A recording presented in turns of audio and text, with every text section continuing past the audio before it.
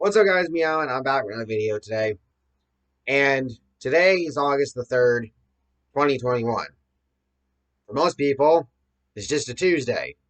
But for one guy in particular, it's a pretty special day. And I think y'all know who I'm talking about. No, I'm not talking about me. That'll be October 2nd. But, um, no, it's Tom Brady. It's his birthday today. And so, in honor of Brady, I just wanted to make this video to talk about what he has meant to me as a fan and just sort of just talk, I guess. So go ahead, drop a like, subscribe, let me know your thoughts down below. Let me know what Brady's really meant to you as a fan. Hmm. And let's go ahead and let's do this, shall we? So again, with it being Tom Brady's birthday, you know, it just it puts into perspective the fact that he's been in this league for so long and he's still playing. You know, he just came off of winning another Super Bowl. He's got more Super Bowl wins than any franchise in NFL history. I mean, it's incredible the things that he's done. All the records he's broken, all the records that he has, the records that he might still be chasing. Just, it feels like this guy has played for so freaking long, and he has. But it feels longer almost because it's like, it almost feels like he's always been there. Um, he went from being the sixth round draft pick, 199th overall to the University of Michigan, to, you know, initially not even having a guaranteed shot at even being a starting quarterback in this league. But because of one play, Mo Lewis hit on Drew Bledsoe and Brady getting inserted into that game, little did we know that Tom Brady was going to become one of, if not the greatest quarterback in NFL history up to this point, and one of the greatest players in NFL history that we've ever seen. And it truly means a lot that I've been able to live my life and to have seen his career pretty much from beginning to end. You know, obviously, I was born during the '01 season, so that was the first time New England would win the Super Bowl. Of course, later that year. Um, and then they won 3 out of 4. Obviously, had the almost perfect season in '07, going back to the Super Bowl in 2011, getting beaten by the Giants both times. Um, and then 2014 happens, Super Bowl against Seattle. Malcolm Butler interception saves the game, gets the win, and then if you can top that, then Super Bowl 51 happens against the Falcons, 28-3. You cannot go wrong with that. And then of course, there was the Eagles loss, and then we beat the Rams, and then this past year he goes to Tampa Bay, brings Gronk with him, brings in AB later in the year, and joins a team that was really only a few pieces away from being a a playoff contender at the least. And he goes and he takes them and he wins another Super Bowl. Bro, like it's just mind-boggling to me the stuff that he's been able to pull off. Not to mention the fact that he's only really ever been hurt severely once. And that was when he tore his ACL and MCL in the first game of the '08 season. Now, obviously, it's been reported that he played last year with a torn MCL or whatever. But, I mean, in terms of getting knocked out of games, '08 is really the only time that that's happened, not counting the Deflategate suspension, which is still bullshit. And yeah, no, I'm going to keep that one against Goodell. That's, I still call bullshit on that, but that's not what we're here to talk about right now. You know, it's just, I have so much respect for Brady. You know, nothing's ever come easy for him. Let's be honest here. Nothing in terms of his football career, nothing has come easy for him because and I might be you might think I'm bullshitting, but let's be honest here. Going into college, he was not the top one of the top prospects. He had to fight his way up the depth chart every year, and he got by the time he got towards the end of his career at Michigan, he led them to I believe an Orange Bowl win over I think it was Alabama if I'm not mistaken. Um, it's just a kid coming out of San Mateo, California. Obviously, as we know, he was there for the catch. Rest in peace to Dwight Clark. He's there live and in person. Grew up idolizing Joe Montana, and who would have thought that all these years later he would grow up and become, and be better than Montana, to eclipse him. And it's just, again, it's crazy all the things that he's done.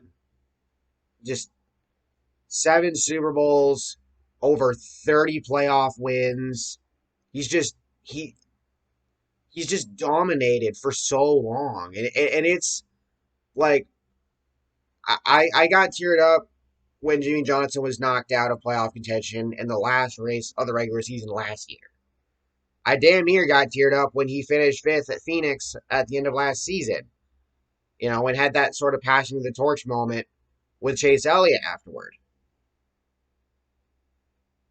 I, Now, I didn't post this to YouTube. I had posted this to Twitter on an account that doesn't exist anymore because Twitter. But no, it's not my main account. It was something else. But anyway, when the Patriots lost to Tennessee in the wild card round, I freaking cried. I didn't want Brady to go out that way. I wanted him to come back for at least one more year. And he did. It wasn't with New England, but he came back. And he won another Super Bowl somewhere else. Basically defying the odds that he needed Belichick and that he needed the Patriots. No, he didn't. He could go out and go win somewhere else. I mean, not everywhere else, but if you put him in in that situation, he went to a team in Tampa Bay that already had a pretty damn good offense, at least in terms of players, and a defense that was pretty freaking underrated, if you ask me. And he went and he turned them into a Super Bowl winner and has a chance to do it all over again this year, especially since they've pretty much kept everybody. You look at the rest of the NFC. Yeah, Rodgers is going to be back in Green Bay this year, but what about everybody else? The Saints are going to fall off because without Breeze. Let's be honest here. The Falcons, you can't really trust them. Carolina, they're still kind of going through a rebuild. The NFC West is going to be cutthroat as all hell. Aside from Green Bay, there's really a bunch of question marks in the NFC North. And the NFC East is the NFC East. What else do you expect? But, let's be honest here. Brady's got one hell of a shot to go out there and go win his eighth Super Bowl, giving the Buccaneers their third, because remember, they beat the Raiders back in 2002, which was the year that New England didn't make the playoffs in that first 3 years and four, 3 Super Bowls in 3 Super Bowls in 4 year stretch. So, if anybody's going to do it, it's going to be him. He's going to go out there and go grab number 8. And he's playing. With the contract reworking that he did this past offseason, the dude's playing. The dude's got to play until he's 45. He might go even longer. I don't know. I don't know how much longer he's going to go. But if he keeps doing what he's doing, who's to say he's not? Who's to say he's going to stop? He's on a team that, again, they have some amazing freaking players. And that was a thing that he was missing later in his career in New England, because he had to do more with less, and I think it got to a point where he just could not do that anymore. Obviously, losing Gronk was a big thing because they didn't really replace him, and it also and not having Gronk really exposed some of the issues that that Patriots team had. Not to mention Edelman was getting older. N'Keal Harry wasn't looking like the first round talent that he was projected to be. Um, Sony Michel's good, but not great. Sorry, but he hasn't been. And just the rest of that roster, the rest of that offense, there just wasn't anything special. It felt like, and of course, there's the rumors or reports that there was some friction between Belichick and Brady and Kraft. There's the whatever that you want to call it, that Belichick wanted to trade Brady just a few years ago when Garoppolo got traded. He originally wanted to trade Brady, and Kraft wouldn't let him.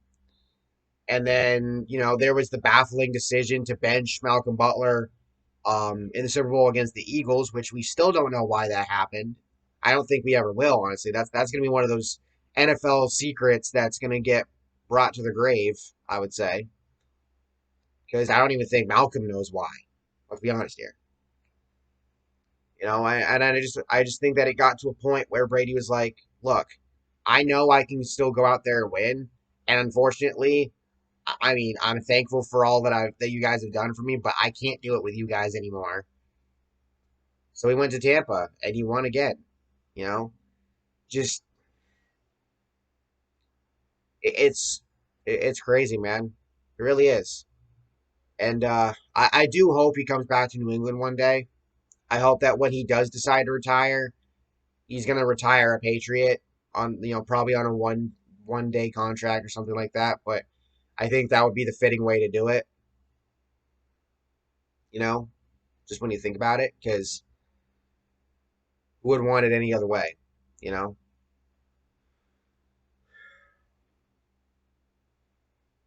I guess it's also mind boggling to think that if like I don't want to say that like if the Mo Lewis hit on Bledsoe didn't happen or if Brady didn't pan out the way he did, like how much different would the league be, Or even if he got drafted somewhere else and did not pan out and didn't have the career that he had. Just think about it. Where would this league be right now? Like there are so many different players' careers, so many different teams' histories that will probably get rewritten if Brady wasn't in the league. So I think it's something where you have to cherish the fact that Brady's been here because in an alternate timeline, he's not. And I just think that there would just be so much different with the league, you know? Um, but regardless of that, the fact that he got drafted by New England, he panned out in New England, he's done all these different things, and now he's in an even better situation now in Tampa compared to the last few years in New England, to where not with a full season under that team's belt now, and the fact that they won the Super Bowl, and the fact that they brought everybody back along with the rookies they brought in. Let's be honest here. Who the hell is going to stop Brady from winning another Super Bowl? Just think about it. I mean, yeah, other teams have gotten better. Like I said before, the NFC West is going to be cutthroat as all hell. Rodgers is back in Green Bay. The Chiefs completely revamped that offensive line. They look, if everything pans out, they look like they could go back to the Super Bowl for a third year in a row, honestly. But then again, they have the Chargers to deal with in their own division. Buffalo's looking pretty freaking good. Miami, I think, is going to be all right. Cleveland, you know, but all in all, again, who's to say that Brady can't go out and win another one? Honestly, I think he can, and I think he will. Um, they have one of the easiest schedules in the league this year. You look at just looking at the rest of the NFC. really the only teams that can truly contend against them would probably be Green Bay and at least half of the NFC West. I mean, seriously, maybe Dallas, but then again, it's Dallas, so you know, just looking at the NFC, there's not a ton of teams that can go against them, and I mean, this is a team that, if all goes well, is looking like it could win 13, 14 games this year. Top seed in the NFC, gets that first round bye. Because remember, they had to go through the wild card round to get to the Super Bowl last year. This year, they might end up having the luxury of being that top seed. And all in all, see what they do. But I just want to say that in closing, um, I don't know if you're ever going to see this. And if you do, bro, I'd be honored. But I just want to say thank you for everything you've done for the Patriots, for the league. You know, just you've been pissing people off for 20 plus years, man. And it's been a sight to see. And I hope you go out there and I hope you go win number 8 this year. And then whenever you do decide to retire, it's gonna be one hell of a day. I know a lot of haters will rejoice, but let's be honest here. Even the haters got to have some sort of respect for you, because nobody can discount your greatness, man. You are the GOAT. You are a legend. You're a first ballot Hall of Famer, and I'm proud to be a fan of you. I'm proud to be a Patriots fan, and I'm proud to have lived through basically your entire career to this point to see you do all the things that you've done. So thank you, Thomas, Edward, Patrick, Brady, Jr., for everything that you've done and for being one of the greatest damn quarterbacks this league has ever fucking seen. Thank y'all for watching. Hope y'all enjoyed. Let me know your thoughts down below. And as always, I'll see y'all next time. Peace.